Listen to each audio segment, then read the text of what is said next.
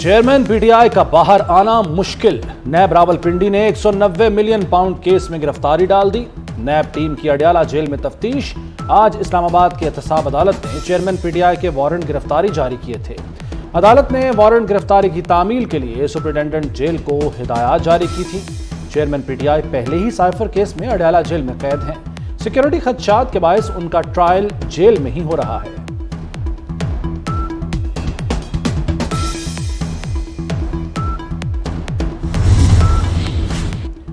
बुशरा बीबी से 190 million pound scandal की तफ्तीश। नैब रावलपिंडी ने 10 सवालों के जवाब मांग लिए। आपकी तालीमी काबिलियत क्या है? क्या पढ़ाती भी हैं? क्या आपने दरसे निजामी का कोर्स कर रखा है? अलकादर यूनिवर्सिटी क्यों बनाई?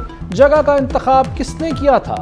अलकादर यूनिवर्सिटी में पढ़ाने के पैसे लिए बतौर ट्रस्टी अलकादर यूनिवर्सिटी आप करती क्या हैं? फरहत शहजादी को कैसे जानती हैं? क्या उनके माली मामलात के बारे में मुतमईन हैं? केस में बुशरा बीबी 15 नवंबर तक जमानत पर है।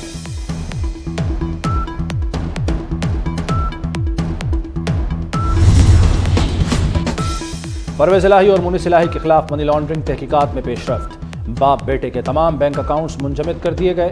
मुनीस इलाही और उनकी फैमिली के 100 से ज्यादा अकाउंट्स फ्रीज किए गए। मुनीस इलाही तहकीकात से बचने के लिए मुल्क से फरार है। FIA का अदालत से इश्तिहारी करवाने का फैसला। रेड नोटिस जारी होने पर मुनीस इलाही को बजरिया इंटरपोल गिरफ्तार किया जाएगा। परवेज इलाही को लाहौर हाई कोर्ट से भी रिलीफ न मिला। एंटी करप्शन कोर्ट का परवेज इलाही की जमानत वापस लेने का फैसला दुरुस्त करार।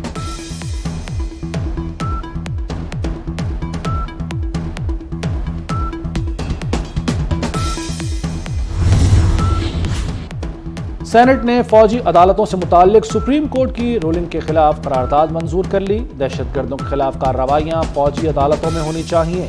सुप्रीम कोर्ट की रूलिंग पार्लियामेंट की कानून साजी के खिलाफ है।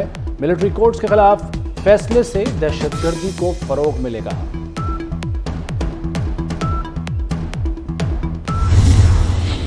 किसने कहा था कि आप जाके काबुल में तालिबान हुकूमत के आने के बाद उनको एंगेज करें? क्यों? किसने कहा था कि आप हार्डन्ड क्रिमिनल्स जो कि पाकिस्तान की जेलों में बंद थे, जिन्होंने दर्जनों दहशतगर्दी के वाकयात किए थे, उनको छुड़वाएं? क्यों? क्या ये कौम पूछेगी उन लोगों से? वो कौन था जो मुल्क की तकदीर से खेलता रहा? किसने जेलों में बंद दहशतगर्दों को छोड़ने का कहा? किसने कहा था काबुल जाकर तालिबान हुकूमत को इंगेज किया जाए? चंद अफराद को घिनौनी साजिश की किसने इजाजत दी? सेनेटर इसहाक डार ने बड़े सवाल उठा दिए। कहा मुल्क जंगल के कानून के तहत नहीं चल सकता। दहशतगर्दों को छोड़ने वालों से माफी मंगवाएं। मगर मुझे नजर आ रहा है कि फरवरी में काफी जमातों के लिए पाकिस्तान के अवाम सरप्राइज देंगे।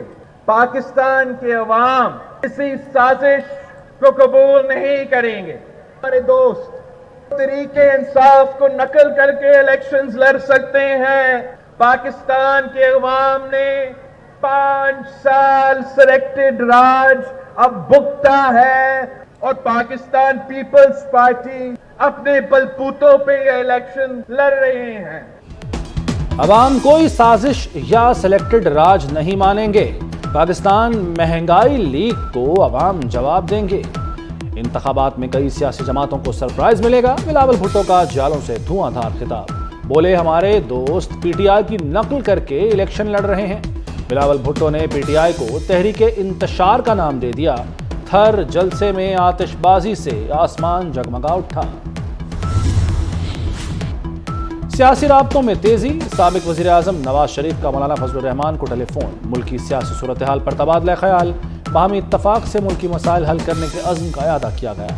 नवाज शरीफ और मौलाना फजलुर रहमान में जल्द मुलाकात पर इत्तफाक।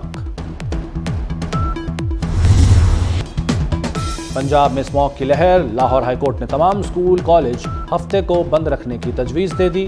दफातर में 2 रोज़ वर्क फ्रॉम होम की हिदायत। फसलों की वाकया जलाने वाले अजला के DCs को हटाने का हुक्म भी दे दिया। जस्टिस शाहिद करीम ने दौरान समाअत रिमार्क्स दिए। लाहौर में 5 मिनट के लिए ट्रैफिक बंद हो तो निज़ाम दरहम बरहम हो जाता है। स्मॉग के नतायज पूरी सर्दियां हम भुगतेंगे।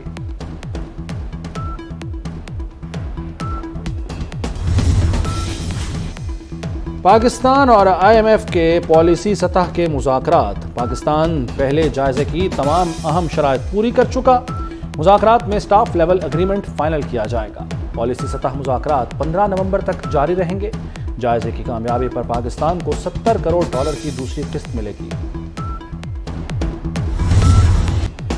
اسٹاک ایکسچینج میں آج بھی زبردست تیزی۔ 100 انڈیکس پہلی بار 56,000 کی سطح عبور کر گیا۔ انڈیکس میں 1132 پوائنٹس کا اضافہ 56,523 پر بند ہوا۔ ڈالر کی قدر میں اضافے کا سلسلہ بھی جاری۔ انٹر بینک میں ڈالر 52 پیسے مہنگا ہو کر $287.55 کا ہو گیا۔ وزیر اعلیٰ محسن نقوی کا صنعتی ترقی کے فروغ کے لیے بڑا اقدام۔ کاروبار کی آسانی کے لیے 1 ونڈو کا پلان تیار۔ لاہور کی الفلاح بلڈنگ میں سسٹم بنے گا۔ کاروباری برادری کو ایک چھت تلے تمام سہولیات ملیں گی۔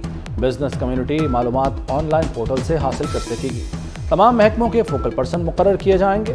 محسن نقوی کی 1 ونڈو آپریشن کے سسٹم سے متعلقہ امور جلد طے کرنے کی ہدایت۔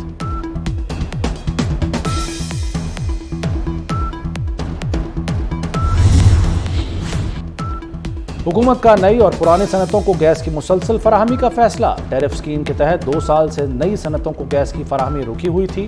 حکومتی فیصلے سے برآمدی شعبوں کی پیداواری صلاحیت 100% ہو جائے گی۔ گیس کی فراہمی سے ملکی برآمدات میں $3 ارب اضافے کی توقع۔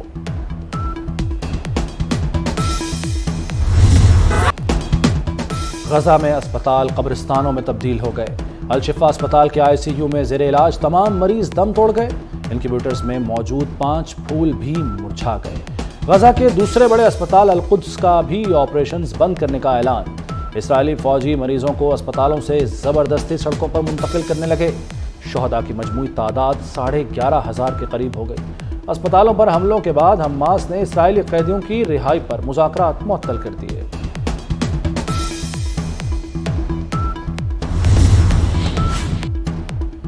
غزہ کی تباہی کے بعد امریکہ مگرمچھ کے آنسو بہانے لگا۔ ترجمان امریکی سلامتی جیک سلیون کا کہنا ہے کہ غزہ کے اسپتالوں میں آگ اور خون کا کھیل نہیں دیکھنا چاہتے۔ اسپتالوں پر وحشیانہ حملوں سے گریز کیا جائے۔ مریضوں کو گولیوں کا شکار بنتے ہوئے نہیں دیکھنا چاہتے۔ پوپ فرانسس نے ایک بار پھر جنگ بندی کا مطالبہ دہرا دیا۔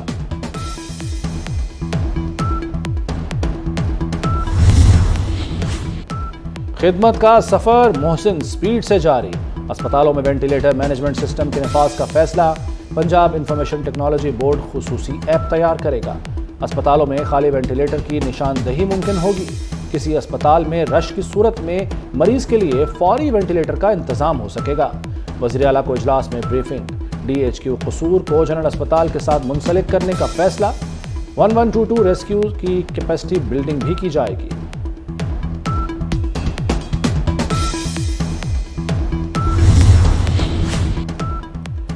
ورلڈ کپ 2023 میں قومی ٹیم کے ساتھ بالنگ کوچ کا سفر بھی ختم۔ بالنگ کوچ مورن مورکل عہدے سے مستعفی۔ مورکل نے جون میں 6 ماہ کے معاہدے پر ٹیم کو جوائن کیا تھا۔ قومی ٹیم کے سابق فاسٹ بالر عمر گل کو بالنگ کوچ کی ذمہ داریاں ملنے کا امکان۔ اور زندگی کی بقا کے لیے جنگ۔ ایکشن ایڈونچر فلم ڈیمسل کا ٹریلر جاری۔ فلم 2024 میں ریلیز کی جائے گی۔